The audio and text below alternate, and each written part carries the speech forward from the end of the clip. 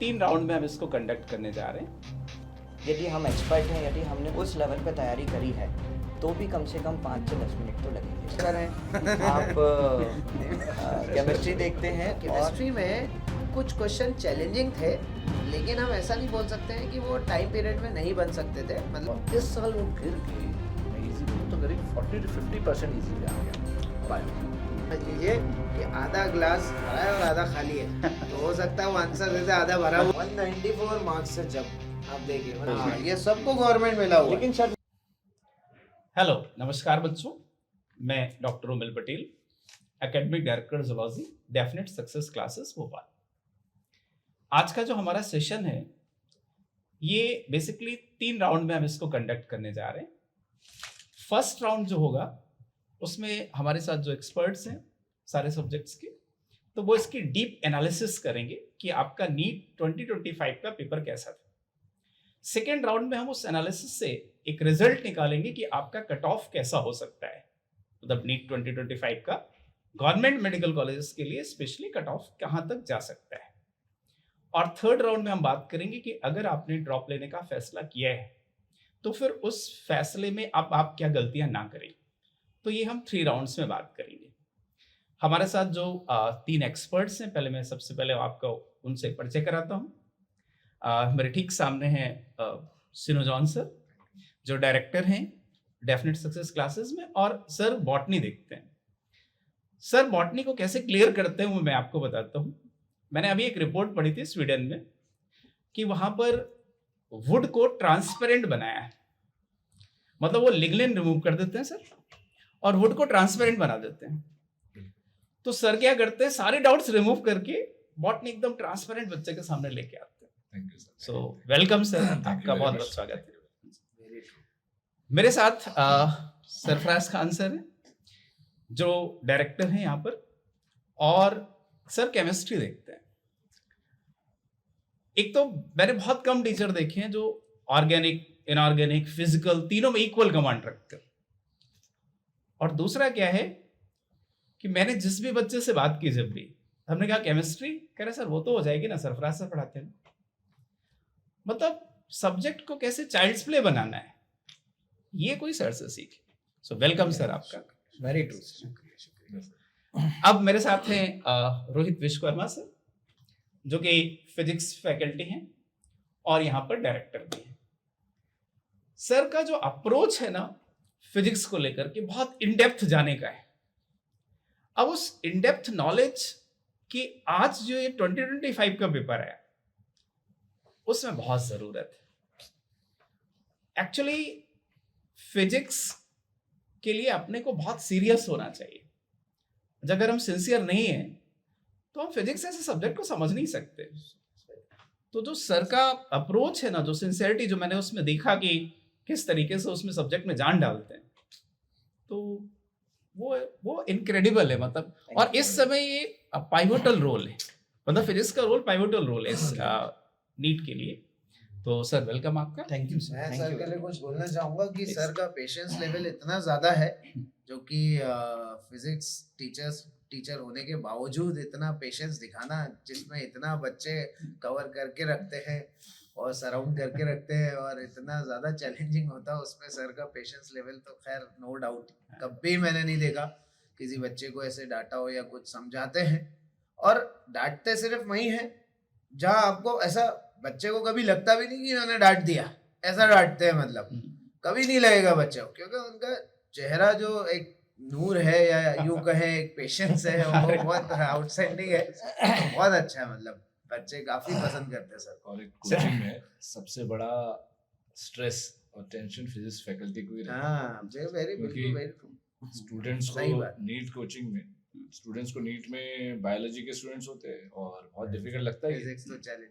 और सबसे ज्यादा वो फिजिक्स के टीचर को ही परेशान करते हैं, ऐसा जी, समझ लो। Right sir. हर बच्चे को डाउट रहता है और सर इसके लिए मतलब जाने जाते हैं एक्सपर्ट। Thank you. चलिए सर, सब लोगों ने सरफराज सर ने, सुनो सर ने इतनी बात की फिजिक्स की, तो रोहित सर फिजिक्स से ही शुरुआत करते हैं। तो मेरा आपसे पहला क्वेश्चन ये है कि ये जो 2025 का पेपर है एकदम से चेंजिंग पेपर है, एकदम अनएक्सपेक्टेड पेपर है। तो इस पेपर का इम्पैक्ट क्या होगा, मार्क्स कितने कम ज्यादा हो सकते हैं बच्चों के, इसकी आप एक एनालिसिस हम लोगों को दे दें अगर बच्चों को, तो अच्छा लगेगा। तो सर प्लीज। जी sir, thank you Romil sir. पहली बात तो मैं धन्यवाद और थैंक यू बोलना चाहूँगा शीनू सर को, सरफराज सर को, जिन्होंने मेरे बारे में इतनी अच्छी अच्छी बातें कही। सर का जो क्वेश्चन है फिजिक्स के पेपर को लेकर, उसमें मैं कुछ चीज़ें, सबसे पहला पॉइंट जो आप सभी के मन में आ रहा होगा कि क्या फिजिक्स का पेपर टफ था, ठीक, तो उसका जवाब मैं कुछ इस तरह से देना चाहूँगा कि ये बात आप लोगों को पहले ही पता चल गई होगी, जो नीट एस्पिरेंट है जिन्होंने पेपर दिया होगा, कि पेपर डेफिनेटली टफ तो है। अच्छे अच्छे बच्चे जो बहुत ज़्यादा पढ़ के गए, बहुत मेहनत करके गए, बहुत अच्छे लेवल के क्वेश्चंस करके गए, उन्हें भी पैनिक हुआ, उन लोगों को भी बहुत घबराहट हुई, दिल की धड़कन इतनी तेज बढ़ गई थी। कुछ बच्चों ने मुझसे कहा कि सर मुझे लग रहा था मेरा दिल बाहर ना आ जाए। तो ऐसा फिजिक्स का पेपर आज तक हिस्ट्री में नहीं आया, ये मेरा कहना है, ये मेरा एनालिसिस है।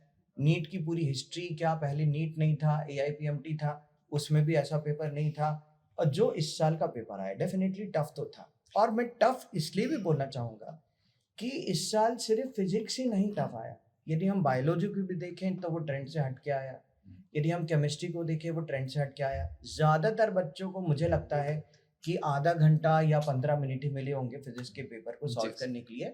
और उसमें यदि ऐसे क्वेश्चंस हम देखें, कुछ क्वेश्चंस मैं आपको बता देता हूँ, यदि आप ध्यान से देखें तो आपको पता चलेगा कि ये वाला क्वेश्चन बहुत ही फेमस क्वेश्चन है। ये एक ऐसा क्वेश्चन है जो जी एडवांस लेवल का क्वेश्चन है।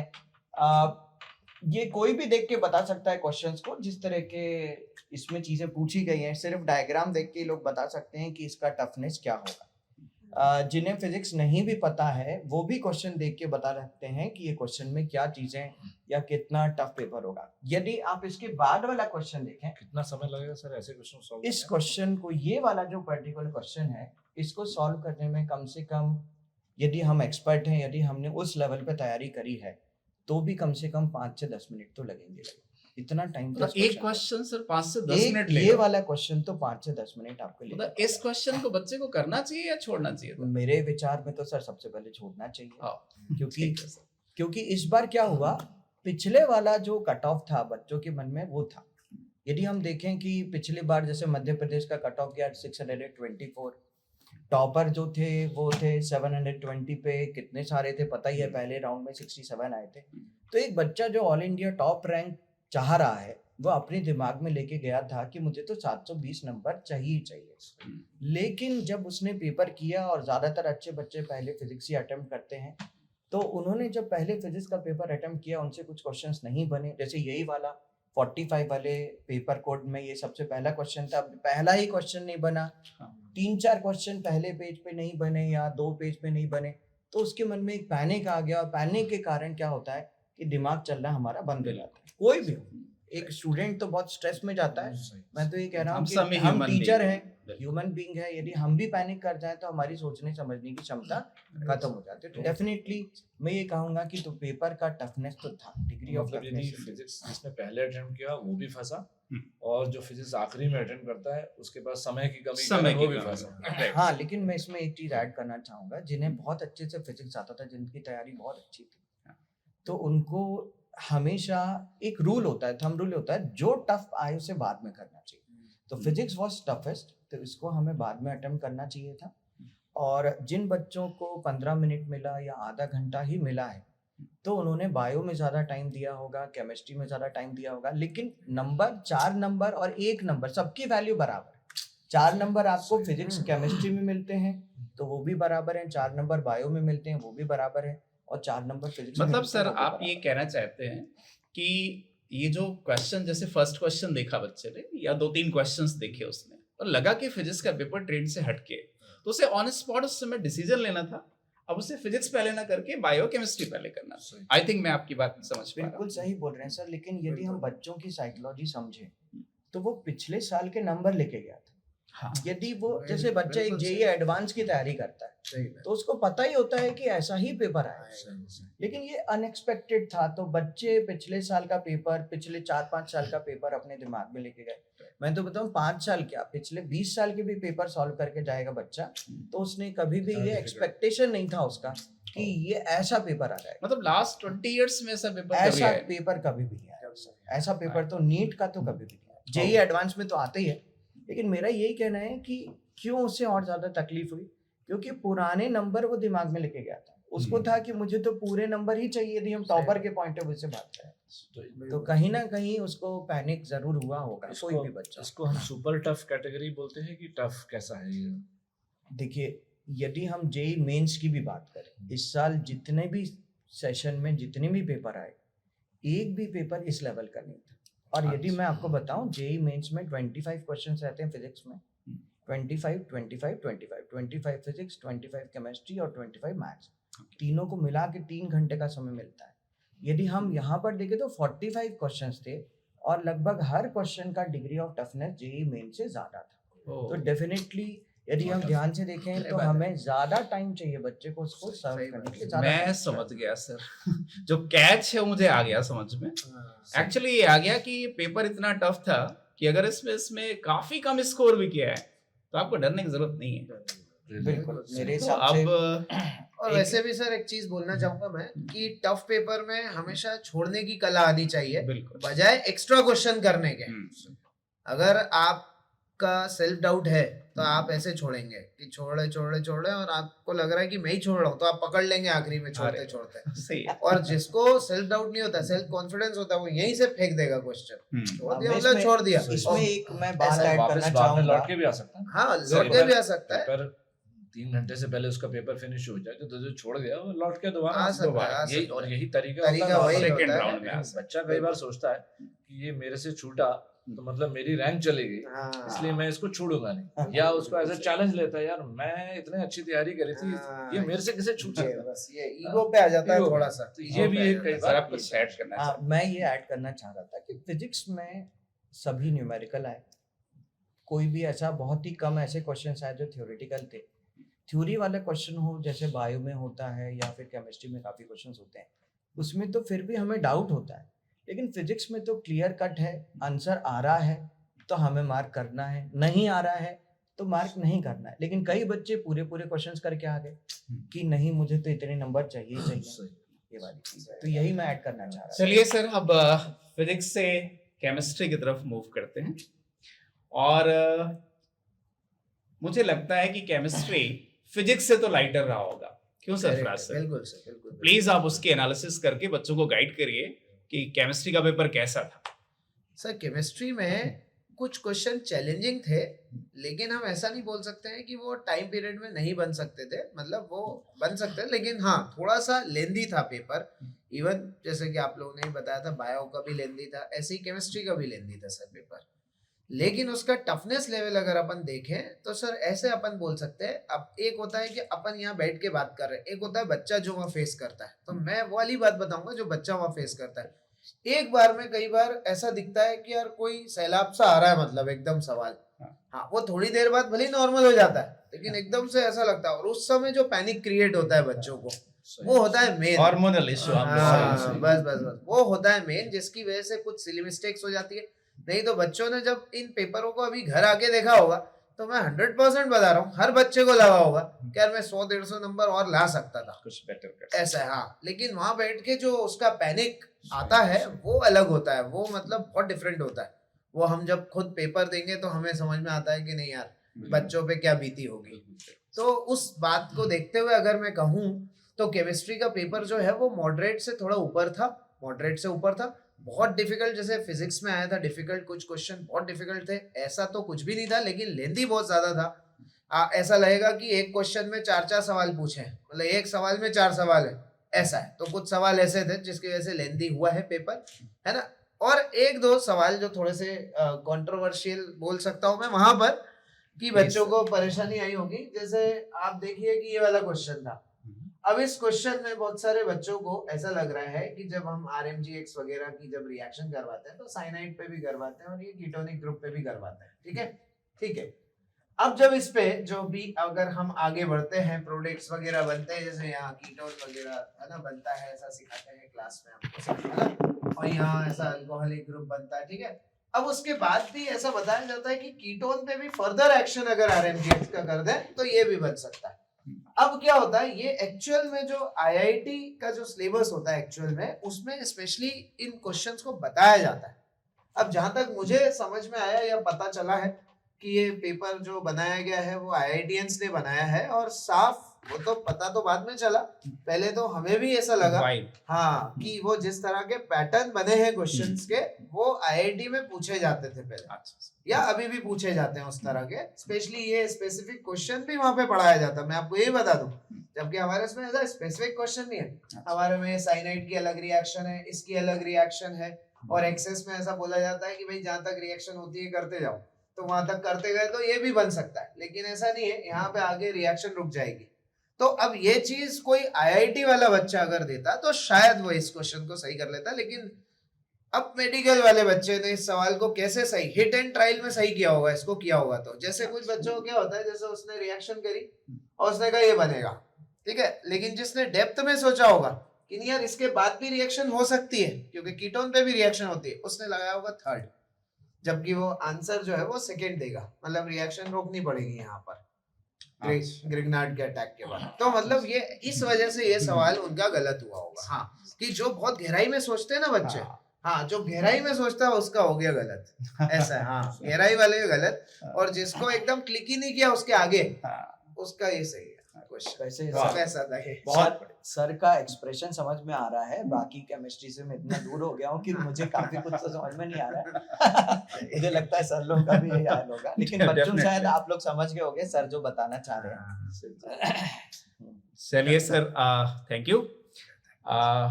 अब अपन बॉटनी की तरफ चलते हैं और सिनो जॉन सर से रिक्वेस्ट करता हूँ कि वो बताएं कि बॉटनी का पेपर, जैसे इस बार बोल रहे हैं ना बायोलॉजी का पेपर बहुत लेंदी है, क्या सर सिर्फ ये लेंदी है या फिर उन्होंने क्वेश्चंस के कुछ टाइप्स भी चेंज किए? तो अगर अपन एग्जाम्पल के साथ उनको बता सके। Thank you. तो सर मैं बताऊंगा कि एक वर्ड मैं यूज करूं कि इस बार का नीट 2025 का पेपर कैसा था, तो वो था अनफेमिलियर सा था। मतलब पिछले सालों में जैसा अभी सर बता रहे थे फिजिक्स और केमिस्ट्री भी वैसे ही रहा, बायो भी उन्होंने वैसे ही बनाया, अनफेमिलियर सा। आप देखेंगे कि हालांकि 2019 से पहले पेपर थोड़ा सा इस तरह का पेपर आता था, बट स्टिल वो भी ऐसा नहीं था। लेकिन 2020 से तो उन्होंने बहुत सरल पेपर बनाना शुरू कर दिया। I think corona effect may be possible, शायद एजेंसीज ने ये डिसाइड किया होगा कोरोना है, लॉकडाउन है, शायद बच्चों को इतना स्ट्रेस ना दे, शायद, I don't know, may be possible. वहां से एक ट्रेंड चेंज हुआ था, पेपर इजी आने। और इजी पेपर भी कैसा, ऐसा लगता था कि वो लैपटॉप लेके एनसीईआरटी का पीडीएफ लेके कॉपी पेस्ट करके बना रहे, बायो में ही कर रहे थे। वो क्या करते थे, एनसीईआरटी की एक लाइन उठाते थे और उस लाइन के बारे में ट्रू, उसमें कोई वर्ड बदल देते थे और ट्रू है कि फॉल्स है। थोड़ा सा साइंटिफिक सा पेपर नहीं लगता था वो, जस्ट लिटरेचर जैसा पेपर लगता था कि लाइनों में पूछ लिया सवाल। मतलब उसमें एक इश्यू होता था कि जैसे कोई बच्चा है जिसने लॉजिकली कंसेप्चुअली बहुत अच्छा पढ़ा हो, तो उसको ऐसा एडवांटेज मिलता नहीं था, क्योंकि जिसको वो लाइनें याद थी उसको बेनिफिट मिल जाता था। बिल्कुल। अब कई बार एनसीईआरटी में एरर्स भी होते, तो स्टूडेंट की एक मजबूरी थी कि जो एरर्स वाली लाइनें होती थी वो एरर्स गलतियों के साथ गलत लाइन ही उसे याद करनी पड़ती है। इवन दो एनसीईआरटी हर साल कोशिश करती है कि एरर्स को ठीक करे, लेकिन वो तो कई साल लग जाएंगे, बहुत सारी गलतियां थी उसमें। तो धीरे धीरे अब तो खैर काफी अच्छा हो गया, अभी लेटेस्ट एडिशन आई है उसमें गलतियां काफी कम है, बट स्टिल एक बड़ा चैलेंज था। लेकिन इस साल जो पेपर आया, मैंने कंपैरिजन किया 2024 और 25 नीट को, तो मैंने देखा कि रफली 80% सरल सवाल थे, इजी क्वेश्चन थे लास्ट ईयर, और इस साल वो गिर के, मैं इजी बोलूं तो करीब 40 to 50% इजी पे आ गया बायो में। और डिफिकल्ट क्वेश्चन जैसे देखें तो पिछले साल यानी 2024 के नीट में तो थे ही नहीं, जीरो थे। अच्छा, अब डिफिकल्ट 20-25% क्वेश्चंस डिफिकल्ट कैटेगरी में आ रहे थे, तो एक तरह से बायो भी थोड़ा डिफिकल्ट था। क्या सर कोई ऐसा क्वेश्चन था जो बच्चे के लिए सॉल्व करना बहुत ही मुश्किल हो, शायद इंडिया के टॉपर रहा हो, तब भी वो कंफ्यूजन में रहेगा कि उसका आंसर आएगा कि नहीं, ऐसा कोई क्वेश्चन है क्या? हालांकि एक टॉपर बच्चे के लिए या इंडिया के टॉप 50 रैंक्स जो यूजुअली दिल्ली एम्स में पहुंचते हैं, ऐसे बच्चों के लिए फिजिक्स जरूर चैलेंजिंग था, बायो उतना चैलेंजिंग नहीं था, बट स्टिल इसमें भी 2-3 ऐसे सवाल थे जो वो भी थोड़े से मतलब परेशान हो गए। 720 से तो रुक रहे हैं उसको। एग्जैक्टली। और यदि कोई फिजिक्स सॉल्व करके पेपर हमें आया हो बायो में, तो नेचुरल सी वो पहले से ही डरा हुआ था, फिजिक्स केमिस्ट्री में फिर बायो में आया होगा, तो डर के कारण उसे थोड़े बहुत और चैलेंज फील होगा। मैं कुछ क्वेश्चंस यहाँ पे दिखाता हूँ, जैसे थोड़े अनकन्वेंशनल से थे, जैसे कि father of ecology in India Ramdev Mishra जो है इनका ये जो कंटेंट दिया हुआ है ये एनसीईआरटी के बायोग्राफी में। यूजुअली बच्चे बायोग्राफी नहीं पढ़ते थे और बच्चे चैप्टर पढ़ते थे, तो इस बात का ध्यान दिया गया है कि यूजुअल से हट के बनाया गया। बायोग्राफी से नॉर्मली क्वेश्चन आना रेयर है, बट आते थे पहले, लेकिन इतना कॉमन नहीं आया। एक और मैं क्वेश्चन दिखाता हूँ। अब इसमें ब्रायोफाइट्स में किंगडम प्लांटे का क्वेश्चन है। अब उसमें उनके लाइफ साइकिल का क्वेश्चन, डायरेक्टली एनसीईआरटी में कोई लाइफ साइकिल बना नहीं, अच्छा, कॉन्सेप्ट एनसीईआरटी में दिया है, लेकिन यदि बच्चा यदि लाइनों को याद करे तो वो इस क्वेश्चन को सॉल्व करने में उसे थोड़ी दिक्कत आएगी। ये क्वेश्चन तभी सॉल्व होगा जब एनसीईआरटी से कंटेंट पढ़े और उस पर समझे वो, और दिमाग लगा के उस पर सोचे और उसको पूरा लाइफ साइकिल का सीक्वेंस वो बनाए हाथ से, तो ये क्वेश्चन सॉल्व कर सकता है। ठीक, हालांकि जिसने भी कंसेप्चुअली पढ़ा होगा उसके लिए बहुत डिफिकल्ट सवाल आपके तो नहीं बच्चों है। ने तो किया ही होगा। बिल्कुल अपने बच्चों ने तो बहुत अच्छे से सॉल्व किया इसको। आगे ये एक बहुत शानदार सा एक क्वेश्चन था। इसमें सर बायोटेक्नोलॉजी सर आप भी पढ़ाते हैं, आप भी समझ गए होंगे। इस क्वेश्चन में उन्होंने PBR 322 जो वेक्टर था और उसको और blue white method of screening को मर्ज कर दिया। रियल में ऐसा कोई वेक्टर नहीं होता है, लेकिन एक्चुअली में जो blue white method of screening के लिए PUC वेक्टर यूज होता है और PBR 322 अलग। इन्होंने क्या कर दिया, दोनों को मिक्स करके एक नया क्वेश्चन बना दिया। तो ये तो स्टूडेंट ने जब देखा होगा वो तो चौंक गया होगा, क्योंकि उसे दिख रहा है PBR 322 और वहां उसे EcoR1 के अंदर बीटा गैलेक्टोसाइडेज की आदत होती है। एनसीईआरटी का डायग्राम है वो कट पेस्ट, अब वो उन्होंने किया। अब उन्होंने दो कंसेप्ट को मर्ज करके एक ऐसा क्वेश्चन बनाया जो रियल में ऐसा कोई वेक्टर एग्जिस्ट नहीं करता, लेकिन उसका दिमाग घूम गया होगा, दो मर्ज हो गए इसमें। अगला सर प्लीज अगला देखिए। हाँ, ये तो एक इजी क्वेश्चन था, डिफिकल्ट नहीं है, लेकिन जस्ट मैंने दिखाया इसलिए कि आप ये फंक्शनल ग्रुप ट्रांसफर का क्वेश्चन है। ट्रांसफर इज इसका आंसर है। तो वो जो एस के ऊपर, सब्स्ट्रेट के ऊपर जो एक हैशटैग जो सिंबल लगा हुआ है, वो एनसीईआरटी में, हाँ एनसीईआरटी में भी ऐसा सिंबल है, लेकिन ये नहीं है। एनसीईआरटी ने प्राइम सिंबल यूज किया। बस ये बताना चाह रहा था, हालांकि क्वेश्चन तो सरल है, लेकिन बताना चाह रहा था कि टारगेट उनका ये था हर क्वेश्चन में कुछ ना कुछ हटके। अब यदि कॉपी पेस्ट करते तो एनसीईआरटी से डायरेक्ट उठा के पेस्ट किया, और टाइप भी करते तो एनसीईआरटी का प्राइम सिंबल वैसे यूज कर सकते थे। इन्होंने लेकिन हैश यूज किया। मतलब यहाँ पर भी एक सिंपल क्वेश्चन में उन्होंने कुछ ना कुछ बदलने की कोशिश की। मतलब सर मैं इसमें एक क्वेश्चन पूछना चाहूंगा आपसे कि पिछले साल मैंने एक वीडियो देखा था जहाँ एक लड़का बोल रहा था कि मुझे एनसीईआरटी इतने अच्छे से याद है कि मैं आंख बंद करके भी पेज नंबर पे कौन से लाइन पर लिखा हुआ है वो मुझे याद है। तो क्या ऐसे बच्चों को फायदा मिला होगा? नहीं सर, इस बार लाइनें याद करके रट के पहले जाते थे उनको बहुत बेनिफिट मिलता था। याद तो अभी भी होना है, लेकिन जिन्होंने रट के याद किया होगा, लाइनों पे याद है ना, उनको थोड़ी सी दिक्कत है। कंसेप्ट के साथ उनको पढ़ना था, समझ कर। ये भी उसी तरह का क्वेश्चन था। ये भी लाइफ साइकिल सर जिसको प्रॉपर सीक्वेंस में आता है वही कर सकता है, सिर्फ लाइनें रटने से काम नहीं चलेगा। अगला सर ये तो बहुत शानदार जगह से निकाला उन्होंने क्वेश्चन। नॉर्मली जब यूनिट स्टार्ट होता है तो यूनिट का एक इंट्रोडक्शन होता है। बिल्कुल, उस यूनिट का इंट्रोडक्शन नॉर्मली कोई बच्चा पढ़ता नहीं। उसमें तो कई बार रेने डेकार्ट का, फिलोसोफर का कुछ भी ऐसे उठपटांग चीजें दी होती है, यूजुअली बच्चे पढ़ते नहीं है, और उसमें से उन्होंने डाल दिया क्वेश्चन। तो ये भी कई लोगों को शायद डिफिकल्ट लगा होगा जो पूरा एनसीईआरटी के यूनिट का इंट्रोडक्शन नहीं पढ़ते उनके। ये हालांकि ऐसा बहुत डिफिकल्ट नहीं था, बट एनसीईआरटी के लाइन को थोड़ा सा उन्होंने अलग तरीके से पूछा। जैसा एनसीईआरटी में लाइन था वैसा ना पूछते हुए उन्होंने उसको एक अलग स्टाइल से पूछा। तो ये भी शायद किसी को कठिन लगा, बट ये इतना भी डिफिकल्ट नहीं था। ये सर इसमें भी थोड़ा सा बच्चों में आप लोगों को बताना चाहूंगा कि ये भी थोड़ा सा ट्विस्टेड क्वेश्चन था। इसमें एनसीईआरटी में जो लाइन यूज करी है वो ऐसा है कि मैं रीजन स्टेटमेंट पढ़ रहा हूँ। Presence of more than one nucleus in the tapetum increases the efficiency of nourishing the developing microspore mother cell. NCERT में लिखा हुआ है developing pollen rate। और हर बुक में, इवन स्टैंडर्ड अथॉरिटेटिव बुक्स जो होती है बायोलॉजी की, वहां पर भी developing pollen rate लिखा हुआ है। अच्छा, अब लेकिन ये गलत नहीं है। गलत नहीं, स्टेटमेंट सही है। पोलन ग्रेन के बदले माइक्रोस्कोप मदर सेल उसके पहले की स्टेज होती है, तो ये भी बोले तो कोई बहुत बड़ा गलत स्टेटमेंट नहीं, लेकिन जो एनसीईआरटी की लाइनें याद करेगा हाँ उसको लगेगा कि यार सर आपके ये क्वेश्चन का आंसर है उसको लगेगा कि यार यहाँ ट्विस्ट बहुत मारा, बढ़िया सर यहाँ मैं ट्विस्ट मारा, समझ तो वो फंसेगा यार मैं इसको सही मानूं कि उस गलत लाइन को मैं सही हाँ, तो ऐसा अब वो लॉजिकली चलेगा तो टेपेटम के थ्रू ही सब कुछ जाना है, तो इस कोई गलत नहीं है। तो ये भी चला सकते हैं सही में, हालांकि स्टैंडर्ड बुक्स में ऐसा नहीं दिया, पोलन ग्रेन दिया है, बट स्टिल ये बहुत बड़ा गलत स्टेटमेंट तो नहीं।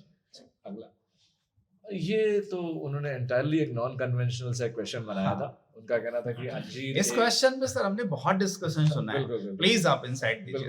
एक्चुअल में इसमें ऐसा बोला गया कि अंजीर एक नॉन वेजिटेरियन एक फूड है करके, क्योंकि नॉन वेजिटेरियन वैसे हम कोई एनिमल प्रोडक्ट खा रहे हैं तो नॉन वेजिटेरियन हो गया जैसे, लेकिन यहाँ पर अंजीर कैसे एनिमल प्रोडक्ट हो गया? अंजीर तो प्लांट प्रोडक्ट है। बिल्कुल। लेकिन इसमें ऐसा होता है कि इसमें एक वास्प होता है, एक वास्प फीमेल वास्प है अंजीर के, इसमें उसका जो इन्फ्लोरेसेंस होता है एक फल जैसा दिखता है वो इन्फ्लोरेसेंस, और इन्फ्लोरेसेंस में आके अंडे देके आती है। अब इस दौरान वो वास्प वहाँ पे मर जाती है और उसके अंदर अंडे से मेल और फीमेल वास्प दोनों निकलते, और उसके मेल भी वहीं मर जाते। एक तरह से अंजीर के जो अंदर जो ततैया बोल सकते हैं वास्प, उसका लाइफ साइकिल उसी में ही खत्म हो जाता है। अच्छा, उसकी डेड बॉडी भी वहीं रहती है। डेड बॉडी वहीं रहती है, लेकिन उसमें एक यदि हम डीप में जाके हम स्टडी करें तो अंजीर में एक एंजाइम होता है, डाइजेस्टिव एंजाइम, वो डाइजेस्टिव एंजाइम उसको डाइजेस्ट कर देता है। अच्छा, हाँ, अब यहाँ पर बहुत सारी बातें आती है, क्या अंजीर के एंजाइम ने पूरा डाइजेस्ट किया, पूरा डाइजेस्ट नहीं किया, इस पे बहुत क्लियरली बुक्स में मेंशन नहीं है।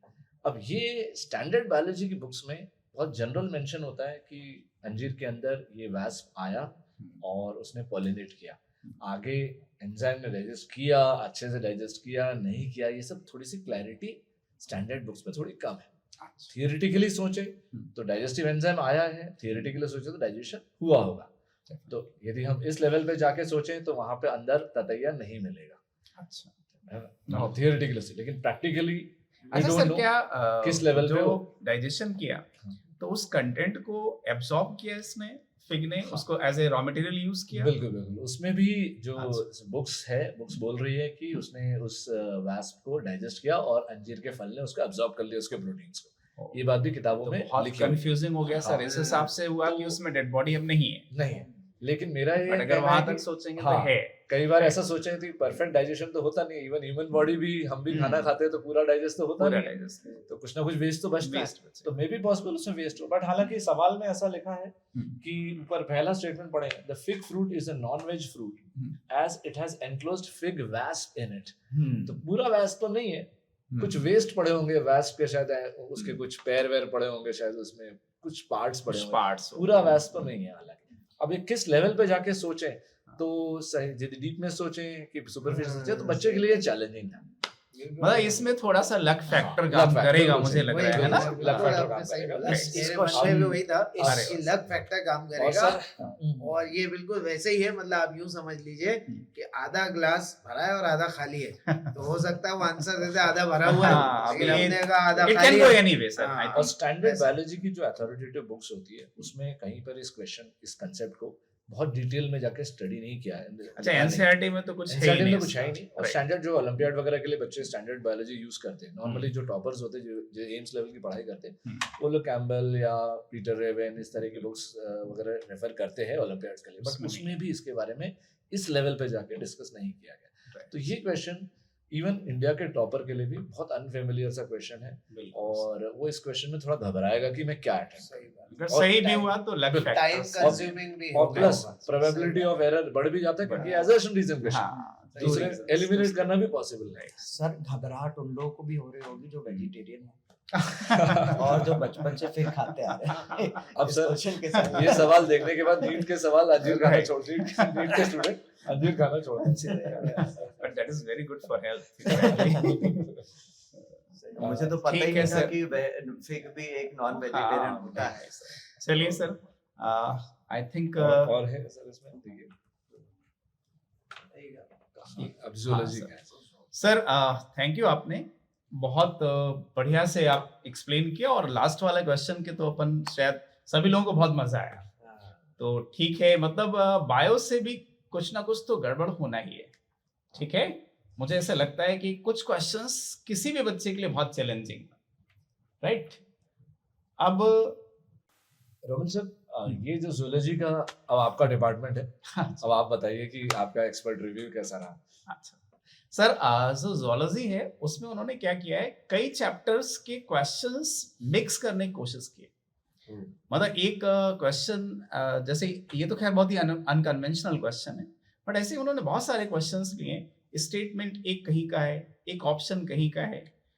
जैसे उन्होंने 5 अगर स्टेटमेंट्स लिए हैं तो उसमें 5 में से एक रेस्पिरेशन का है या डिसीज ली है, तो कहीं हार्ट से ले लिए, कहीं उसको हार्मोन से कनेक्ट कर दिया है।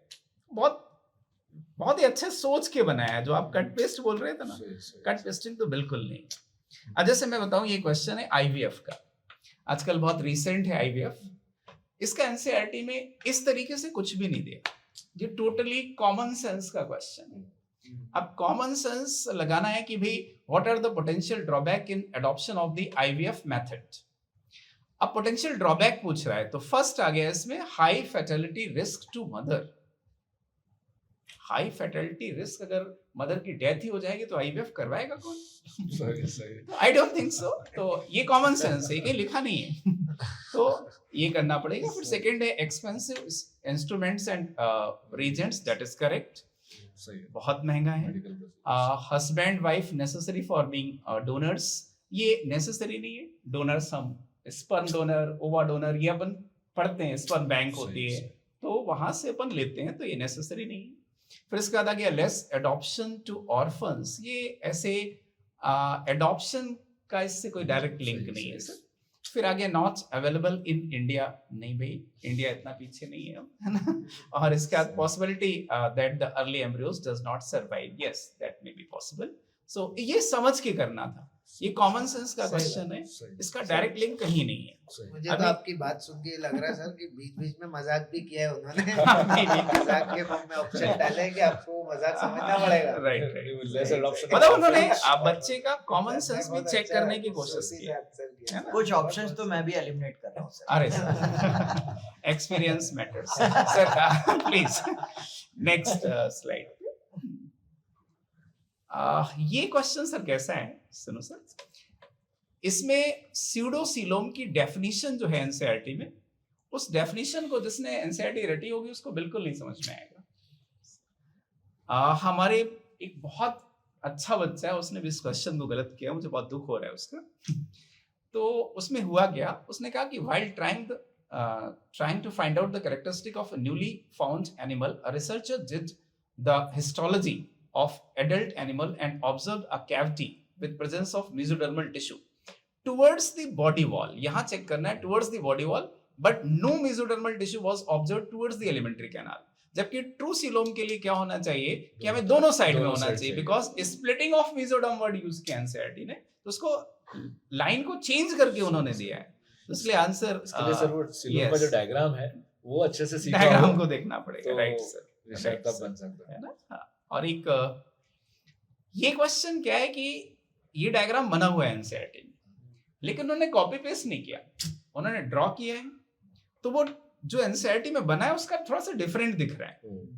और इसमें उन्होंने क्या किया, एक्सक्रीटरी सिस्टम क्या है कि जो फैक्ट्स हैं जो थ्योरी में लिखे प्लस जो डायग्राम में लिखा है, दोनों को ब्लेंड किया, और दोनों को ब्लेंड करके अगर बच्चे ने इसमें एक भी एरो मिस कर दिया है तो उससे वो सही नहीं होने वाला। तो इस क्वेश्चन को करेक्ट बहुत ही ज्यादा सोच करके बच्चों ने किया होगा। यूजुअली बायो में लोग डायग्राम रटते थे, बट डायग्राम में थ्योरी में मर्ज करके जिससे समझ के वैसा क्वेश्चन दिया है। राइट सर, सवाल देख के सर आप लोगों की बातें सुन के कहीं ना कहीं मुझे ऐसा लग रहा है कि ये सवाल क्या एम्स वालों ने बनाया है। मे बी सर, मुझे लग रहा है कि एक्चुअली जो चल रहा था ना सर कि एम्स में भी वही बच्चा पहुंच रहा है जिसको बाकी कॉलेजेस में जाना चाहिए, वहाँ ये लैक फैक्टर आ गया था, तो अब उन्होंने कहा हम कैसे एलिमिनेट करें। तो अब इसमें रोहित सर के लिए बहुत चैलेंज है, क्योंकि बायो जब इतना लेंथी था तो सर जो शुरू में कह रहे थे फिजिक्स तक पहुंचते पहुंचते वो एग्जॉस्ट हो गया, 15-20 मिनट ही बचा, एग्जॉस्ट हो गया, इतनी बचा। सर पहले जब 2019 के पहले वाला जैसे एम्स का एग्जाम अलग होता था तब क्वेश्चन अच्छे आते थे। बिल्कुल, तो एक पॉसिबिलिटी है कि कुछ क्वेश्चंस वैसे उन्होंने डालने की कोशिश की, बाकी पेपर इजी है बट कुछ क्वेश्चंस ऐसे डाले हो। सही लेकिन सर मुझे बड़ा अच्छा लगा कि बच्चे का एक तरह से साइंटिफिक टेम्पर चेक किया जा रहा है। बिल्कुल सर। साइंस को ऐसे ही पूछना चाहिए, हाँ ना कि साइंस को लिटरेचर जैसे लाइनों से सवाल पूछे। तो मतलब मुझे- मैं बोलूं कि रट्टाफिकेशन वाली बात जो है अब कहीं ना अब कहीं नहीं चलेगा। अब नहीं चलेगी। कम से कम रट्टा की रट लो selection के लिए और नहीं सब चलेगी। उगल दो वाली हाँ, बात नहीं वही चलेगी। right। और आप गूगल में देखेंगे तो ऐसे भी खबरें हैं कि पिछले कुछ सालों में एक 57 इयर्स का एक व्यक्ति है, वो अपने बच्चे की तैयारी करवा रहा था, उसने भी एग्जाम दिया और वो भी नीट निकल गया और आंध्र प्रदेश या कर्नाटका का ही है और वो अच्छा। मेडिकल कॉलेज में पढ़ रहा है बिल्कुल ओ, वो व्यक्ति जो।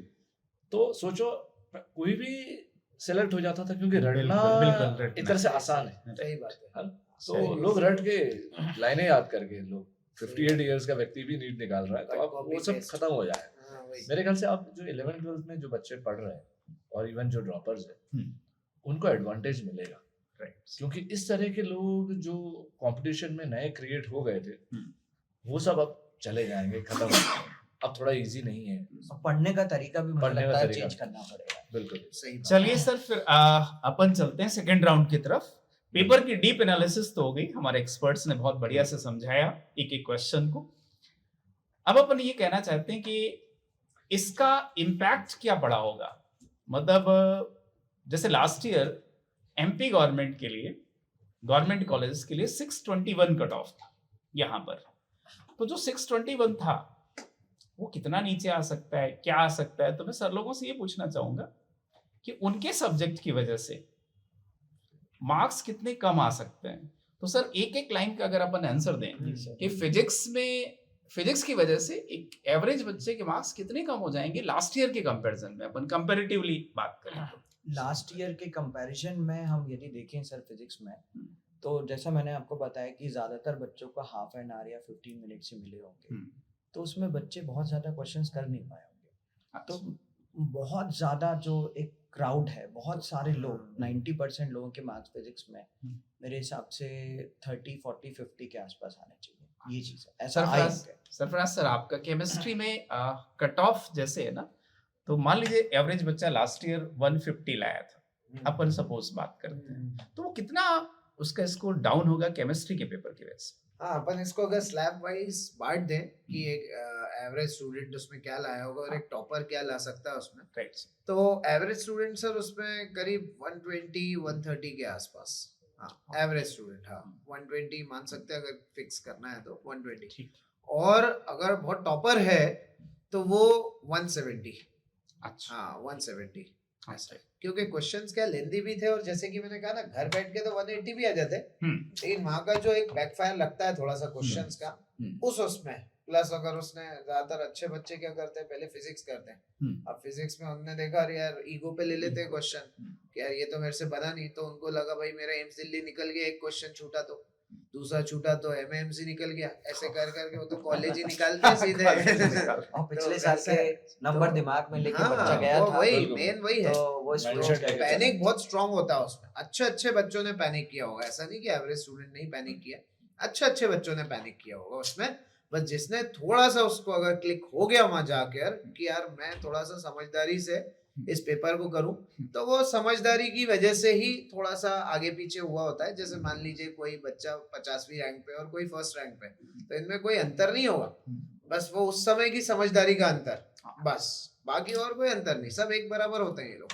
तो इसीलिए एक मतलब जो हाईएस्ट इसमें हो सकता है, मतलब बहुत समझदारी से किया गया होगा ना, तो कायदे से तो एक ही गलत होना चाहिए था, 175 तक जा सकते हैं, लेकिन एक बैकफायर की वजह से 170 में बोल देता हूँ। हाँ 170 टॉपर्स के, बाकी 120 एवरेज स्टूडेंट। फिजिक्स में भी सर मैं बात करूं तो टॉपर के मार्क्स वही हैं कि 150 से लेकर 160 170 ज्यादा था, इससे ज्यादा मुझे नहीं लगता कि उसके पास टाइम होगा कि वो इतना कर पाएगा। सर आपका बायोलॉजी के हिसाब से कैसा एनालिसिस। बायोलॉजी में बॉटनी में मैं देखूं तो टॉप लेवल पे तो शायद एक या दो ही शायद गलत हो, तो टॉपर्स को तो ज्यादा बायोलॉजी में बहुत दिक्कत नहीं आएगी, लेकिन एवरेज स्टूडेंट तो बायो में भी घबराया है। तो बायो में मेरे ख्याल से पहले पिछले सालों में बच्चे 360 तक पूरा स्कोर करते थे, अब वो तो शायद अब मुश्किल है, क्योंकि घबराहट में भी बच्चे के सरल सवाल भी कई बार वो कुछ कर लेता है, डिफिकल्ट कर और उसमें फंस जाता है, गलत कर देता है।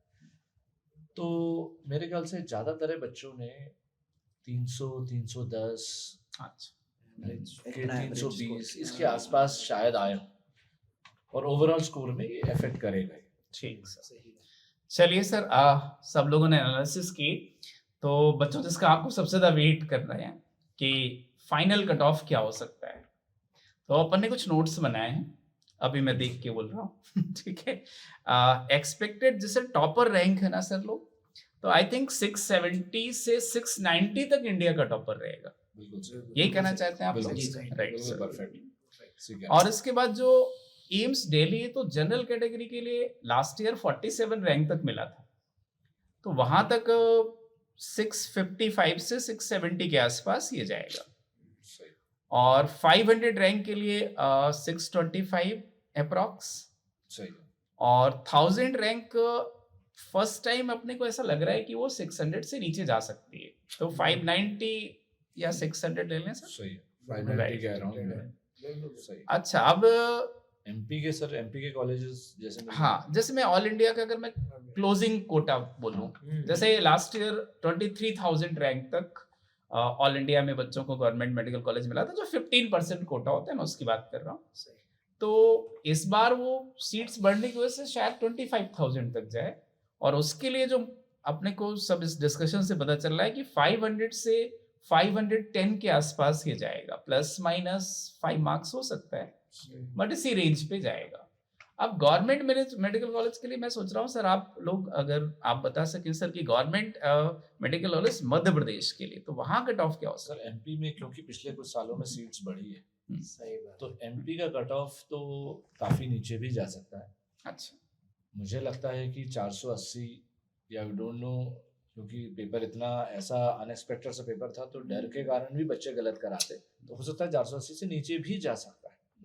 सर आपका मतलब भी- सर मैं भी यही 470 सोच- अपन मान सकते हैं, 470 मान सकते हैं, 470 मतलब मान इसके सकते हैं। आसपास, एक 470 के से आसपास, हाँ। 480, या मुझे तो लग रहा है कि शायद उससे भी थोड़ा कम हो सकता है, लेकिन सर ये आपका भी- लगना इम्पोर्टेंट है फिजिक्स, है ना ठीक है, बट सर लगना इम्पोर्टेंट है, लेकिन सिर्फ बच्चों ने क्या physics- किया है वो, फिजिक्स वाले टीचर सिर्फ फिजिक्स देख रहे हैं, लेकिन हो सकता है उसने फिजिक्स में कम किया हो, लेकिन बाकी लेकिन में बायो में केमिस्ट्री Right, में right. बहुत अच्छा कर लिया। ठीक सर, है ना? ये भी हो लेकिन सकता है। क्या होता है ना, जब टोटल अनएक्सपेक्टेड चीजें होती है सही बात, और पहले से ही मन प्रिपेयर हो, तो उसमें फर्क है। जैसे होता है। ऐसा ही पेपर यदि अगले साल आए, बिल्कुल सही, तो तो बच्चे ज्यादा स्कोर ज्यादा है बिल्कुल score। बिल्कुल सही पकड़ा। Used to हो बात जाएगा। है। हाँ, used Used to। to। क्योंकि पिछले 5 सालों से ऐसा कोई ट्रेंड नहीं था, हाँ, तो बच्चों के लिए इसलिए ये जो सरल सवाल भी थे उसमें भी वो गड़बड़ किया है। सही बात है, सही बात है। और हाँ, मतलब उन सब चीजों को मिला के बिल्कुल बात मिला की के जाए देखें तो इसलिए कट ऑफ बिल्कुल कट ऑफ थोड़ा नीचे जा सकता है, अभी तो रिजल्ट आने पे पता चलेगा, लेकिन एक एक्सपेक्टेड ये रेंज दी है सर ने, जो रेंज बताई है, हाँ, जैसे 470 से लेकर 490 की एक रेंज है, मतलब इसके बीच में कुछ उसके भी आसपास। कट ऑफ जा सकता है, इसके Yes. आसपास।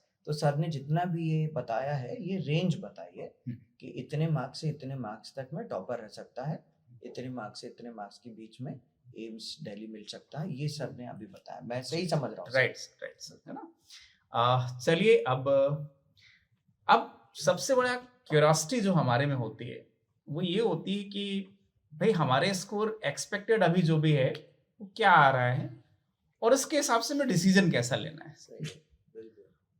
तो अगर मैं सबसे स्टार्ट करूं कि 300 से भी कम किसी के मार्क्स आ रहे हैं, और एक्सपेक्टेड अभी लग रहा है, फाइनल तो पता चलेगा जब रिजल्ट आएगा, बट 300 से कम मार्क्स आ रहे हैं, सर उस बच्चे को क्या करना चाहिए? ड्रॉप ले, क्या फैसला करे वो? बड़ा ही मुश्किल सवाल है सर, मेरे लिए भी और पेरेंट्स के लिए भी और Parents बच्चों के लिए भी, क्योंकि देखिए इसको हम ऐसे सोच के देखें कि ज्यादातर लोग अभी भी पिछले साल के नंबर से कंपेयर कर रहे हो। राइट, यदि पिछले साल 600 नंबर भी आए हैं तो उसको एमपी का वो भी तो बड़े अपन ने समझा। सेकेंड राउंड में तो बताने की आज की कोशिश डेट की में है। हमें ये देखना पड़ेगा कि आज के 300 नंबर और पिछले साल के कितने नंबर के बराबर है, सही बात है। क्योंकि यदि पेरेंट पिछले साल के नंबर देख के सोचेगा या स्टूडेंट सोचेगा तो सही। बोलेगा यदि मेरे 300 नंबर आ रहे हैं हम्म, तो मेरा तो सिलेक्शन किसी कीमत पे नहीं हो सकता। सही बात है। लेकिन यदि हमने जो अभी इतना डिस्कशन किया है, जो एक्सपेक्टेड कट ऑफ बताए हैं, तो 300 नंबर मुझे कैटेगराइज करना पड़ेगा कि आपने ये पहली बार नीट दिया है, दूसरी बार दिया है, तीसरी बार। यदि मान लीजिए आप 12th में हो और 12th में आकर आपने जो है वो 300 नंबर लेके आए। अब देखिए ये सबको पता है कि 12th में ज़्यादातर बच्चे जो हैं वो स्कूल के साथ देते हैं पेपर, स्कूल लास्ट में पेपर आ जाता है, बोर्ड आ जाता है, बोर्ड में प्रिपरेशन करते हैं, फाइल बनाते हैं, प्रैक्टिकल के लिए पढ़ते हैं, तो उस वजह से उतना बच्चे पढ़ाई नहीं कर पाते हैं, तो उनका डेफिनेटली एक नंबर कम होना स्वाभाविक है। और ज़्यादातर बच्चे जो आते हैं नीट की प्रिपरेशन करते हैं, वो तो उनकी नींद ही एक्चुअली में 11th में बहुत देर में नवंबर दिसंबर में जाके खुलते हैं। उसका कारण ये रहता है कि बच्चे 10th में 90-95% बना के आते हैं, तो उनको लगता है कि इतना ही पढ़ने से हमारा सिलेक्शन हो जाएगा। मतलब या अगर rank वो लग जाएगा। 12th का बच्चा है तो उसे ड्रॉप लेना। बिल्कुल बिल्कुल सर, मैं वही कहना ठीक। चाह रहा था कि यदि वो 12th का स्टूडेंट है तो मेरे हिसाब से 300 नंबर भी हैं या 250 भी हैं, अच्छा, तो मेरे हिसाब से एक बार वो ड्रॉप डेफिनेटली ले सकता है, क्योंकि इस बार का 300 नंबर या 250 नंबर पिछले साल के हम 450 या 500 या अच्छा। 550 के आसपास में इतने में तो कई लोग एक्सीलेंस बैच बना बिल्कुल। थे लास्ट ईयर। ठीक है सर, चलिए तो ये सरफराज मेरा सर, कहना था। अब थोड़ा सा रेंज अगर किसी के हायर है तो उसमें कंफ्यूजन ज्यादा होते हैं। 300 to 400 मार्क्स आ रहे हैं। कई लोगों का ऐसा कहना भी है कि 400 पे हो सकता है उसको प्राइवेट कॉलेज मिल जाए, अगर किसी की कोई कैटेगरी है तो उसको कैसे डिसीजन, वो क्या ले, क्या करे वो? आपका बहुत ही सर अहम क्वेश्चन आपने पूछा है, और आज की डेट में सही बात है, बड़ा जरूरी सवाल है ये जो बच्चों के दिमाग में चल रहा है, जिसकी वजह से उनको डिसीजन लेने में प्रॉब्लम आ रही है, तूफान मचा हुआ है दिमाग में। तो मैं ये कहना चाहूंगा सर कि क्या है कि ये नंबर से उसको हम नहीं भाप सकते कि उसको ड्रॉप लेना चाहिए या नहीं लेना चाहिए। जैसे सर ने ये बोला 300 नंबर से नीचे, तो चाहे वो 300 नंबर के नीचे वाला बच्चा हो या 400 के नीचे वाला हो, कितने भी नंबर से कभी नहीं भापा जा सकता कि उसको ड्रॉप लेना चाहिए या नहीं लेना चाहिए। एक्चुअल में नंबर उसके पोटेंशियल को बयान नहीं करते सर। क्या होता है, बच्चे में पोटेंशियल बहुत है, लेकिन उसने ढंग से सीरियसनेस के साथ पढ़ाई नहीं करी, डिस्ट्रैक्ट हो गया, मोबाइल की वजह से डिस्ट्रैक्शन हो गया, है ना, फ्रेंड्स की वजह से डिस्ट्रैक्शन हो गया। कई बच्चे सोते बहुत ज्यादा है, नींद का उनको बड़ा वो रहता है। तो होता क्या है, ये कुछ ऐसे डिस्ट्रैक्शंस है ना, जिनकी वजह से वो अपना पूरा पोटेंशियल दे ही नहीं पाया। अब पूरा पोटेंशियल दे नहीं पाया तो वो उसके उस कम पोटेंशियल के मार्क्स है। नहीं तो सर इतने, अभी थोड़ी देर में प्रूफ में दूंगा, एविडेंस दूंगा कि इतने हमने पहले भी बच्चे सब पढ़ाए हुए सर, हमने हमारी टीम ने, कि उन्होंने इतने बड़े बड़े जंप मारे सर, इतने बड़े बड़े। मैं आपको एक एग्जांपल देता हूँ जो अभी शो भी करूंगा मैं। 123 नंबर से सीधे वो 561 मार्क्स का जंप, और उस समय 561 पे मिलता था अभी 2 साल पहले। तो अभी गवर्नमेंट कॉलेज में बैठे हैं। अब अगर दुनिया के सामने इनके नंबर रख दें कि साहब 123 मार्क्स हैं, तो कोई बोलेगा ही नहीं इसको लेना चाहिए, तो पहले मना कर भैया तू उस लायक है नहीं। ये तो मैंने एक एग्जांपल दिया, ऐसे और बहुत सारे हैं सर। 123 मार्क्स से 150 है, 250 नंबर है, 200 नंबर है, मतलब मार्क्स से आप नहीं भाप सकते किसी को। तो मेरा यहाँ पर कहना यह है बच्चों सभी को और पेरेंट्स को भी, कि सबसे पहले अगर वो 12th का बच्चा है, मैं हर स्लैब्स के लिए बता देता हूँ कौन सी क्लास के लिए क्या, 12th का बच्चा है तो सर 12th वाले को तो मौका देना बनता है। नहीं तो उसको आगे लाइफ में बड़ा अलग ही गिल्ट फील होता है कि यार एक मौका शायद मैं ले लेता, एक मौका और मिल जाता ना, क्योंकि मैं उस समय बच्चा था, मेरी सीरियसनेस या मैच्योरिटी लेवल उतना ज्यादा नहीं था, तो मुझे एक मौका और मिलना चाहिए था। तो वो आगे रिग्रेट होता है आज से 4-5 साल बाद। इसीलिए वो एक मौका 12th वाला तो नंबर देखे ही ना, कितने भी नंबर आए हों, वो बिल्कुल ड्रॉप ले सकता है। और वो वापस से बस ये है कि वो अपने पोटेंशियल पूरे लगाए, और जो भी उससे गलतियां हुई है बस उसको वो रेक्टिफाई करे, खत्म करे, और आराम से वो आगे प्रोसीड कर सकता है, और इंशाल्लाह उसको आगे जाके कॉलेज मिल जाएगा, उसका ड्रीम कॉलेज। दूसरा सर, वो जो ड्रॉपर्स के बच्चे होते हैं, अब ड्रॉप में कितने भी हो सकते हैं, 1 ड्रॉप 2 ड्रॉप 3 ड्रॉप, तो सर ऐसे में ऑब्वियस सी बात है उनके लिए भी यही है कि पोटेंशियल उन्होंने उतना डाला नहीं। क्या होता है, ये फर्स्ट हाफ में तो बहुत जोश में रहते हैं बच्चे, फर्स्ट हाफ मतलब शुरू के 5 महीने बहुत जोश में रहेंगे, लेकिन अगले 5 महीने मेन कीमती होते हैं। अगले 5 महीने में उनको डिस्ट्रैक्शन पकड़ लेता है, क्योंकि थकने लगते हैं वो, सोने ज्यादा लगते हैं वो लोग, हाँ, मोबाइल के डिस्ट्रैक्शन, दोस्तों के उसमें उलझ जाते हैं। तो ये सब की वजह से क्या है, इनका पूरा पोटेंशियल सेकेंड हाफ खराब करते हैं बच्चे। तो अगर ड्रॉपर्स को डिसीजन लेना है, 12th वालों को तो फ्री कर दिया कि भाई अपनी गलतियां खत्म करके ले लो बिल्कुल आप बिना सोचे समझे, लेकिन ड्रॉपर्स को लेना है तो वो ये बोल के डिसाइड करें आगे कि क्या हमारा सेकेंड हाफ हम अच्छे से निकालेंगे, अगर आप अपने सेकेंड हाफ अच्छे से निकालते हैं तो मैं गारंटी देता हूँ आपका सिलेक्शन हो जाएगा। इसीलिए माइंड प्रिपरेशन सर बहुत इंपॉर्टेंट है, माइंड सेट बहुत इंपॉर्टेंट है। माइंड सेट आप आगे का करें। आप क्या बच्चे क्या करते हैं नॉर्मली शुरुआत का माइंड सेट करते हैं, और मैं तो देखो बहुत जोश में पढ़ूंगा, ये वो कॉपी वॉपी में कवर चढ़ा के ले आते हैं सर। बेहतरीन देखो, नई किताबें भी अच्छी लगती है। बाद में तो मतलब सेकंड हाफ में कॉपी ही फट जाती है, कवर छोड़ो। तो भाई बहुत सारी किताबें एक साथ ऐसा जोश नहीं चाहिए जो शुरू का है।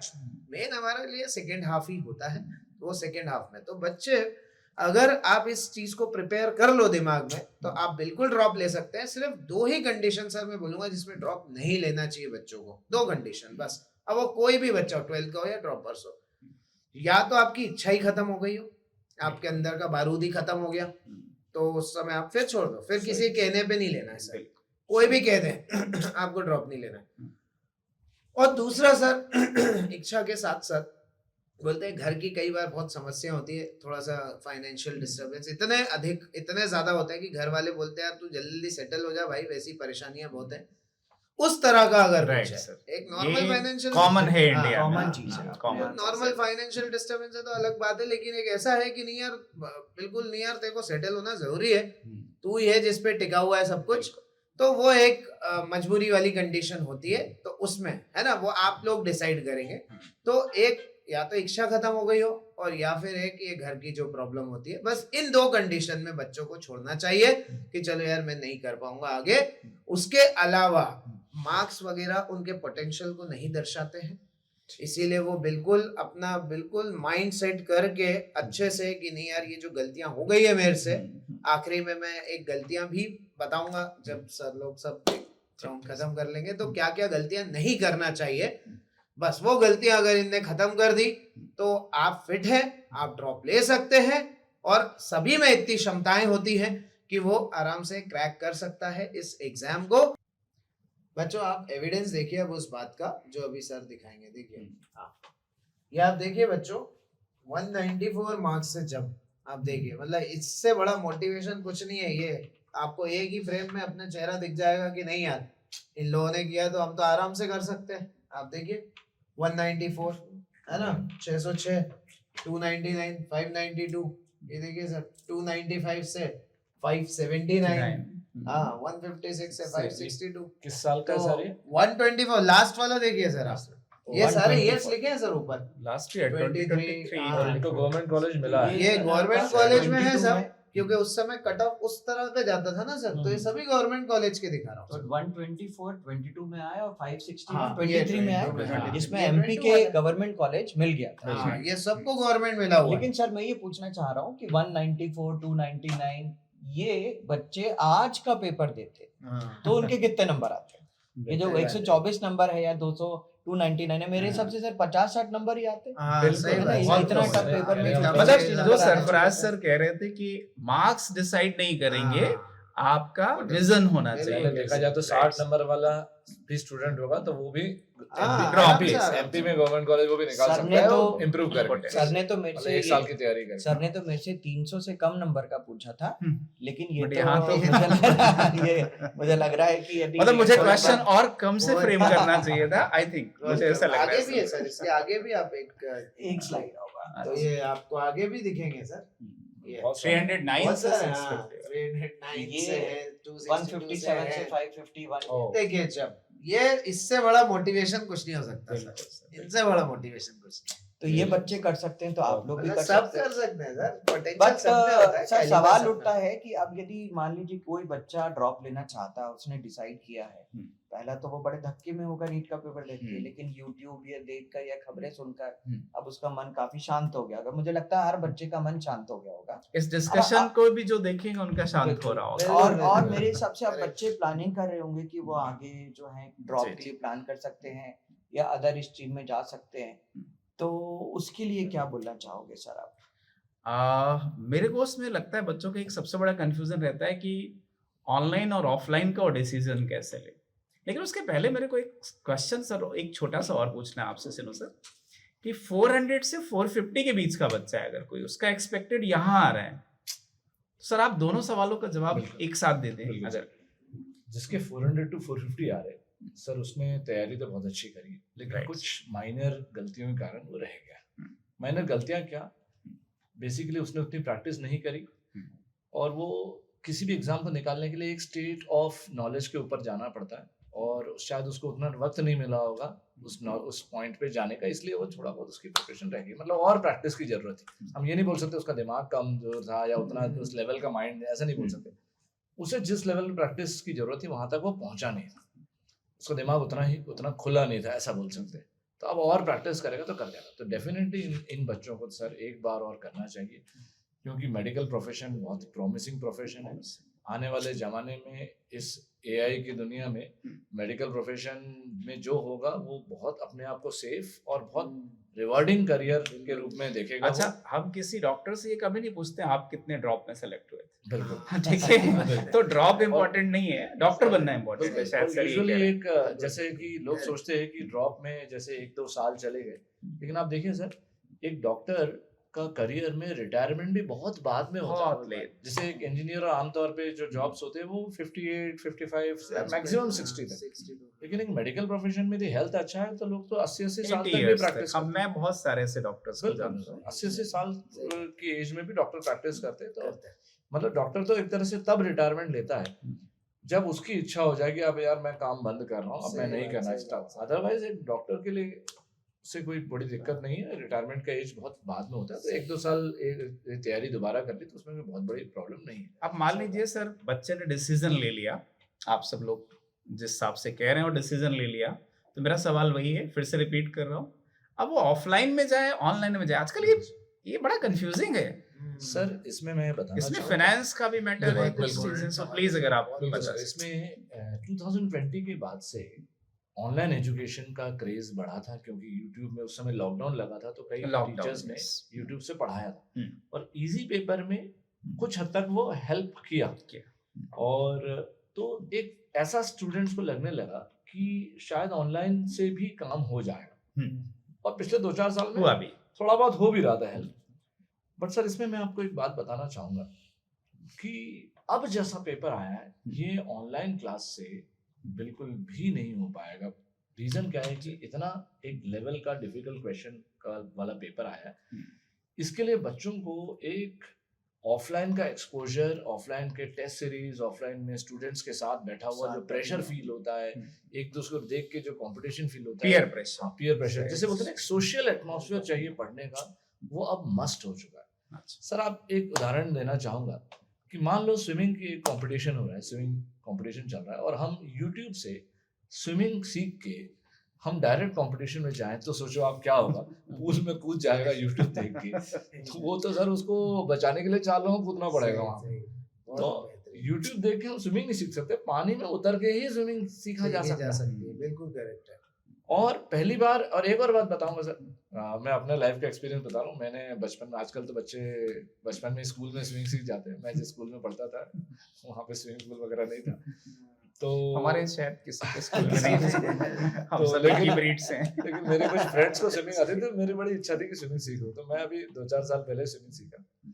तो ये यूट्यूब से मेरे को ध्यान आया, मैंने सबसे पहले यूट्यूब देख के ही गया था। जब पानी में उतरा तो बहुत अलग था सिचुएशन, तो बड़ा घबराहट सी लगती थी पानी में उतर के। लेकिन जो 2-4 बार पानी में उतरने के बाद, एक्सपीरियंस लेने के बाद, उस समय जो मेरा ट्रेनर था उसने मेरे को काफी गाइड किया, कोच ने काफी बताया कैसे मैं यहाँ जहाँ गलतियां कर रहा था। मैं जब मतलब कोच सामने से बता सामने सकता है, से यूट्यूब बता- से नहीं बता YouTube सकता से। है। वो है सामने ना, खड़े कि होके वो कोच- पर्टिकुलर अरे, पर्सन क्या गलती कर वो रहा है। कोच मेरे साथ सही पानी में उतरा और पानी में उतर के उसने मेरे को सिखाया कैसे हाथ चलाना है, पाँव चलाना है, सांस कैसे लेना है पानी के अंदर। तो ये सब जब लाइव एक्सपोजर होता है तभी समझ में आता है। जबकि YouTube देख के मुझे बड़ा अच्छा लगा था कि मुझे ऐसा लगता था कि शायद आ ही मुझे गया। किसी कोच की जरूरत नहीं थी और मैं पानी में उतर के एकदम सीख जाऊंगा, लेकिन ऐसा था नहीं। और सर और 1-2 महीने के बाद कई राउंड ऑफ प्रैक्टिस, डेली में 1 घंटा स्विमिंग करता था, उसके बाद मैं परफेक्ट स्विमिंग सीख गया। अच्छा सरफराज सर, ये जो नीट का एग्जाम भी है, ये भी ऑफलाइन ही होता है सब? एग्जाम तो ऑफलाइन ही है, ये भरना जो है एग्जाम है सर, और ये टेस्ट देना है उसको। बिल्कुल बिल्कुल बिल्कुल मेरे मन में भी यही चल रहा था कि क्योंकि सर ये ऑफलाइन एग्जाम है तो उसके लिए सारे ऑफलाइन वाले स्किल्स चाहिए। मैं आपको इसका एक उदाहरण देता हूँ। जब उस समय कोविड था ना सर, तो बच्चे ऑब्वियस ही बात है अब तो घर बैठ के ही पढ़ते थे। उस समय अपनी भी उस समय ऑनलाइन क्लास वगैरह चलती थी, तो अपन टेस्ट लेते थे टेस्ट लेते थे तो उनके 650 पौने 700, ऐसा नहीं उन्होंने चीटिंग से लाए हैं, वो सही लाते थे 650 पौने 700। मार्क्स। फिर लॉकडाउन खत्म हुआ सर, लॉकडाउन खत्म होने के बाद जब वो यहाँ आए तब उनके मार्क्स सीधे 450, 450, 450 पे आ गए सर। अब आप ड्रास्टिक बताइए। चेंज। घर में मतलब बैठ के पेपर घर में देना। बैठ के हाँ, पेपर याद है comfort ना? zone ऑनलाइन बहुत जमीन यहाँ आसमान। पे और मैं पेपर बता रहा हूँ देना ये दोनों जो फर्क है। बच्चा सुन रहा होगा उसको ये मानेगा, क्योंकि उसके साथ ऐसा हुआ है, हुआ है। वो इस बात को मानेगा सर और सर कि ऐसा होता है। और सर, यही एक- एक्सपीरियंस मैटर एक चीज करता है। मैं और ऐड करना चाहूंगा, एक क्वेश्चन और है यूट्यूब को लेकर कि जब आप ऑनलाइन पढ़ाई करोगे तो सर उसमें डिस्ट्रैक्शन क्या क्या हो सकता है? हाँ, जब बहुत सही, एक बिल्कुल, बहुत important बिल्कुल, क्वेश्चन है। बिल्कुल, बहुत बिल्कुल, तो बिल्कुल इसका सही क्या बात क्या है। डिस्ट्रैक्शन हो सकते हैं? एक बार जैसे स्विमिंग सीखते सीखते हम नेटफ्लिक्स पे चले गए, स्विमिंग हाँ, सीखते सीखते रील्स देखने बिल्कुल, लगे, बिल्कुल, बिल्कुल। तो ये कॉमन चीज ये है। सबसे बड़ी सही- प्रॉब्लम है सही। यूट्यूब में रील्स। एक व्यक्ति रील देखना शुरू कर दे तो 1 घंटे से पहले तो Time उसे ही नहीं एहसास ही पता नहीं होगा कि एहसास वो ही कहाँ नहीं फंस होता गया। कि वो कहाँ- सही बात, ये- सही बात, सही बात। ठीक है सर। ऑनलाइन का ये एक बहुत बड़ा ड्रॉबैक है। नहीं, और मैं समझ- ऑफलाइन के इसमें- स्किल्स सर अलग होते हैं, मतलब बिल्कुल। वो ऑनलाइन से नहीं बना सकते आपने- क्योंकि एग्जाम ऑफलाइन है। आपने जो बताया सरफराज सर ने, उसमें मैं एक पॉइंट और बताना जी, जी, चाहूंगा जी, कि जी। कई बार स्टूडेंट को लगता है कि 1-2 टेस्ट ऑफलाइन दे तो चल जाएगा, ऐसा भी नहीं नहीं चलेगा, होता, नहीं क्योंकि होता। बहुत सारी सिचुएशंस होती है जिसमें आपको एक्सपोज होना पड़ता है। कम से कम 100-150 टेस्ट वो जब ऑफलाइन क्लासेस के साथ देता है जैसे तब जाके सर एक वो कंडीशन skills थी develop अभी होते हैं, बिल्कुल इंदौर सही। में आंधी और बारिश की वजह से लाइट चली गई, बिल्कुल। वो एक इशू चल रहा है बिल्कुल अभी इस समय। तो अब वो अनफोर्सीन है, हमें नहीं मालूम कि क्या होगा उस समय। सही बात तो है, सही ठीक है, बात मतलब वो नेचुरल कंडीशंस लेकिन वो कंडीशन हम लोग यहाँ प्रोड्यूस करते हैं। हाँ, जब हम लोग हमारे अच्छा। इंस्टीट्यूट में पेपर करवाते हैं बिल्कुल, सर, अच्छा। बिल्कुल। तो हम लोग लाइट पंखा सब पर्दे वर्दे कम- बंद कर देते हैं, हाँ, एसी भी अच्छा, बंद कर हाँ, देते हैं। अरे तो AC ये तो हम होता ही लोग नहीं। प्रैक्टिस करवाते हैं। एसी तो होता ही नहीं। बिल्कुल, एसी तो और- चलाते ही नहीं सर, पंखे कम कर देते हैं ना के बराबर, और लाइट्स थोड़ी डिम कर देते हैं, कम लाइट्स चलाते हैं। तो उनको ये सब बताना पड़ता है कि ऐसा ऐसा भी होगा वहां पर। हाँ, सिर्फ वो रियल लाइफ हाँ, एक्सपीरियंस, सिर्फ क्वेश्चन पेपर ही चैलेंज नहीं, ये जो एनवायरमेंटल कंडीशंस है वो भी चैलेंजिंग होगी, वो सब तब जाके सर अपने यहाँ से इतना हाई रेशियो ऑफ सिलेक्शन निकलता है। वो तो दिख रहा है। हाँ, और इस बार हमने जो मॉक टेस्ट लिया था हाँ। जिसमें एक्चुअल नीट जैसा ही बिल्कुल, एग्जाम बिल्कुल। हमने एक स्कूल में करवाया था, उसमें हाँ, बच्चों को मुझे मालूम है, बच्चों ने बोला बच्चों को था। लगेगा कि बिल्कुल रियल नीट का एक्सपोजर। तो वो जो है वो टर्निंग पॉइंट था सर, उसमें बहुत डिफिकल्ट पेपर भी अपन ने दिया था और वो एक टर्निंग पॉइंट साबित। बच्चों का कहना था कि सर अच्छा हो गया आप लोगों ने बहुत और डिफिकल्ट उस पेपर ले सेंटर पे लिया। लाइट भी नहीं थी सर। वहां भी लाइट गई थी। वहाँ पे लाइट नहीं थी। बिल्कुल सही, बिल्कुल सही। चलिए सर, मेरे ख्याल से सारी बातें अपनी हो गई हैं और आप लोग को, मुझे लगता है बच्चों की बहुत कुछ सीखने को मिला होगा इससे। मैं बस एक आखिरी पॉइंट बोलना Please, चाहूंगा sir. सर, बस लास्ट पॉइंट 1 मिनट के अंदर। बच्चों, अगर आप ड्रॉप लेते हैं तो आपको इन बातों का ध्यान देना पड़ेगा कि आपको मोबाइल डिस्ट्रैक्शन खत्म करना पड़ेगा, ठीक है, दोस्ती यारी खत्म करनी पड़ेगी, है ना, ये भी डिस्ट्रैक्शन है, क्योंकि कई बार दोस्तों के मन में कुछ चल रहा होता है, डिमोटिवेशन, वो आपके अंदर ट्रांसफर हो जाता है ना चाहते हुए भी। तो इसीलिए, और है ना, तो दोस्तों का अपन को छोड़ना पड़ेगा, फ्रेंडशिप, ठीक है ना। अगर प्रिपरेशन करनी है तो अकेले ही चला जा सकता है, सबको साथ में लेके आप नहीं चल सकते। तीसरा, एक्सेसिव नींद नहीं होनी चाहिए, एक्सेसिव नींद की वजह से प्रॉब्लम होती है। चौथा, थोड़ा सा हार्ड वर्क के साथ स्मार्ट वर्क भी जुड़ते हैं, जैसे सर लोग बताते हैं कि मिस्टेक कॉपी बननी चाहिए, फॉर्मूला कॉपी सिर्फ सर बननी बहुत उस पे चाहिए। focus हाँ, करते बहुत हैं। फोकस करते हैं सर। तो मिस्टेक कॉपी, फॉर्मूला कॉपी बननी चाहिए, है ना, ये समरी, मतलब एक चैप्टर की एक पेज में समरी होनी चाहिए, है ना। तो ये सब स्मार्ट वर्क भी जब जुड़ते हैं ना हार्ड वर्क के साथ, तो बहुत जो भी आपके ड्रीम कॉलेजेस हैं वो आपको अचीव हो जाते हैं। तो ये सब करना पड़ता है बच्चों, तब जाकर अपन लोग अपना ड्रीम अचीव कर पाते हैं। तो बस यही बोलना था सर। चलिए sir, thank you Thank you so आप much. तीनों लोगों में। बहुत अच्छा। मैं बस एक शेर से इस चीज को खत्म करना चाहता हूँ कि एक किताब, एक चिराग और एक उम्मीद असासा, उसके बाद जो दुनिया में है वो सब अफसाना है। तो किताब मतलब सिलेबस, चिराग मतलब टीचर्स जो उस सिलेबस को समझा सके आपको, और फिर फेथ इन गॉड, उम्मीद। और उसको इसी नोट पे मैं छोड़ रहा हूं। अगर ये तीनों आपके पास हैं तो आपकी सक्सेस तय है। Thank you very much. Thank you. Thank you, thank you, thank you.